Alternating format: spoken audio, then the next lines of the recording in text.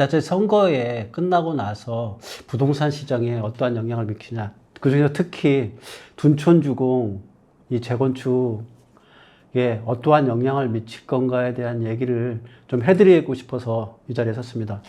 첫째 부분, 일단 오세훈 시장이 다시 4선으로 해서 서울시장이 이제 됐다는 거, 이 부분들이 상당히 상징적인 의미가 큽니다.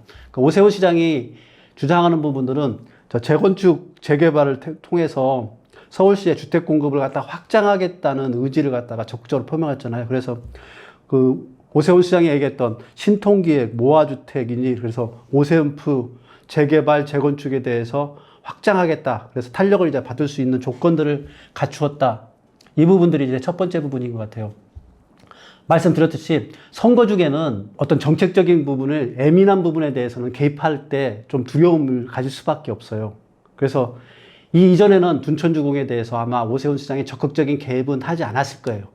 왜냐하면 선거를 앞두고 있는 데서 개입한다는 건 리스크가 있기 때문에 그래서 개입을 하지 않았던 거예요. 근데 이제부터는 당선이 됐잖아요. 당선이 되고 나면은 아마 적극적으로 둔촌주공에 대해서 개입을 할 수밖에 없을 것 같아요. 왜냐하면 지금 서울시가 주택 공급을 하고자 했던 그 가구수 중에 둔촌주공이 차지하는 부분이 1만 2천호 가구면 20% 이상이거든요. 그러니까 20% 이상에 대한 문제점을 갖다 해결하지 않고서 오세훈 시장이 주택 공급에 안정적인 주택 공급을 하겠다고 약속했던 부분들은 지켜낼 수가 없는 거예요, 이제. 제가 알기로는 오세훈 시장이 서울시장에만 만족하는 분은 아니라고 봐요.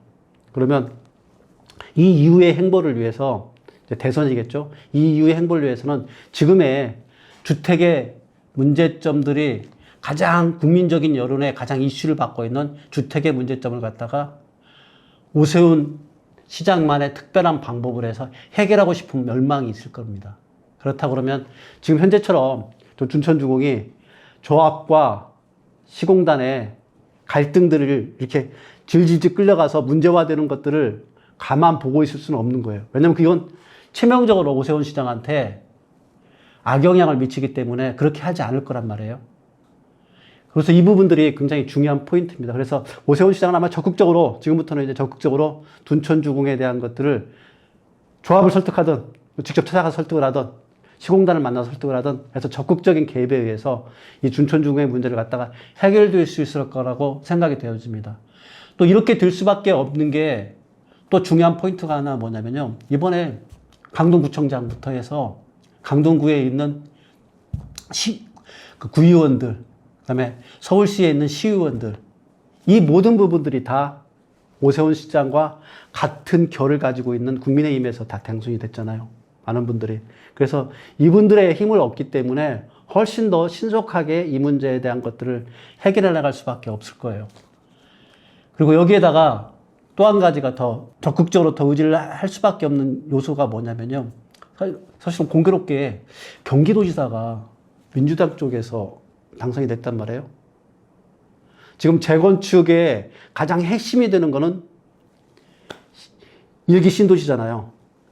분당과 일산 쪽 이쪽에 기본적인 지자체 장으로 선출된 분이 민주당이기 때문에 아마 이걸 갖다가 사실 국토부에서 협의하기도 그렇게 쉽지 않은 부분이 있을 거예요. 그 정당별로 자기만의 색깔들이 있기 때문에 그렇게 돼서 경기도 쪽에서 주택 공급을 확장하는 부분에 대한 것들은 아무래도 좀 엇박자가 날 수밖에 없다면, 그렇다 그러면 할 수 있는 방법은 뭐냐면 서울시에서 할 수밖에 없는 거예요. 서울시에서 재건축, 재개발을 보다 활성화시켜서 주택 공급에 대한 것들을 만들어 놓지 못하게 되면 이제 앞으로 그 윤석열 정부 마찬가지로 부동산의 문제점 때문에 큰 어려움을 겪어들 수밖에 없거든요. 이 문제를 해결해야만이 윤석열 정부도 부동산 문제에 대한 것들을 해결이 가능하고, 또 한 가지는 뭐냐면 오세훈 시장이 차기에 대권을 노릴 수 있는 기본적인 바탕을 쌓아갈 수 있기 때문에 지금부터는 아마 적극적으로 이 둔촌주공에 대한 부분들을 해결하려고 노력할 거예요. 그래서 지금 오세훈 시장이 펼쳐지고자 하는 게 2040 도시 기본계획을 해서 신통기획, 모아주택 등을 갖다가 해서 이 지금 시장에 당선되고 난 이 4년 내에 그 기틀을 마련하려고 지금 노력을 하고 있거든요. 그 기틀에 대한 첫 시발점이 뭐냐면 둔촌주공의 문제를 해결하는 거에 시작될 거예요. 그렇게 된다면 둔촌주공은 조만간에 해결될 거라고 저는 생각이 되어지고 그 해결의 방향은 주택 공급을 갖다 원활하게 하는 방향으로 갈 거라고 생각이 되어집니다. 그래서 강동구대 전세 시장이 급격하게 불붙고 있어요. 그 부동산 지금 그 중개수들마다 지금 가서 보면은 전세 8월 이후에 전세 부분에 대한 것들이 나오자마자 다 계약되고 나오자마자 계약되고 이런 현상들이 지금 벌어지고 있단 말이에요. 그래서 전세 대란이 그쪽 지역에서 우려가 되기 때문에 이 문제를 빨리 해결하지 않게 되면 이 부분들이 전세라는 거 대란이 일어나는 부분들이 점점 확장되어 가고 있기 때문에 그 부분의 문제점을 해결해야 됩니다. 지금 아파트의 전세들이 조금 내려가고 있어요. 아파트가 조금 내려간 이유가 뭐냐면 너무 그동안 많이 올라갔기 때문에 내려간 거고요. 이 내려간 부분들이 왜 이렇게 내려갈 수밖에 없게 되냐면 빌라라든가 조금 싼 데로 아파트 기존에 사셨던 분들이 조금 싼 데로 돈이 너무 없어서 싼 데로 이동해서 그래서 지금 빌라하고 이쪽에 대한 것은 주택이 거의 없다고 보시면 되고요.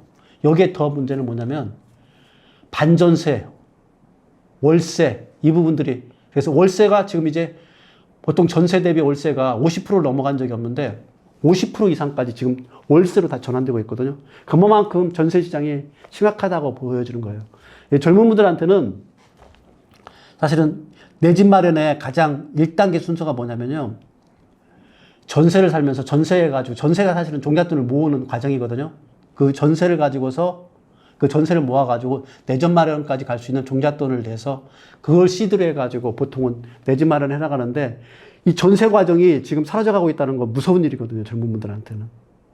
여기다가 대출 부분도 지금 대출에 대한 규제들이 워낙 전 정부에서 강하게 해놨기 때문에 대출에 대한 것들도 받을 수가 없고 이래서 좀 어려움을 많이 겪고 있는 특히 어려움의 주 대상이 2억에서 5억까지 전세를 살고 계신 분들, 서울에서 2억에서 5억.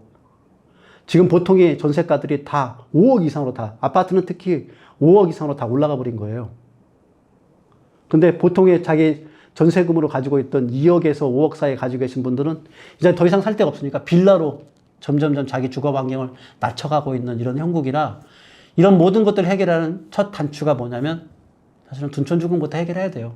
그러고 나면은 이제 그 오세훈 시장이 지금 하고자 했던 새로운 이제 개발들이 많이 있어요. 그래서 이 부분에 대한 것들을 모아주택이니 모아타운이니 해서 통합기 설치해가지고 하겠다는 부분들, 이 부분들이 점차적으로 진행해 갈 수 있는데 그 첫 시발점은 둔촌주공의 해결이기 때문에 이 둔촌주공이 이제 해결할 수 있는 기미들이 좀 보여질 거다. 이 부분들이 좀 희망사항이라 이 부분에 대한 얘기를 해드리려고 말씀을 드렸습니다.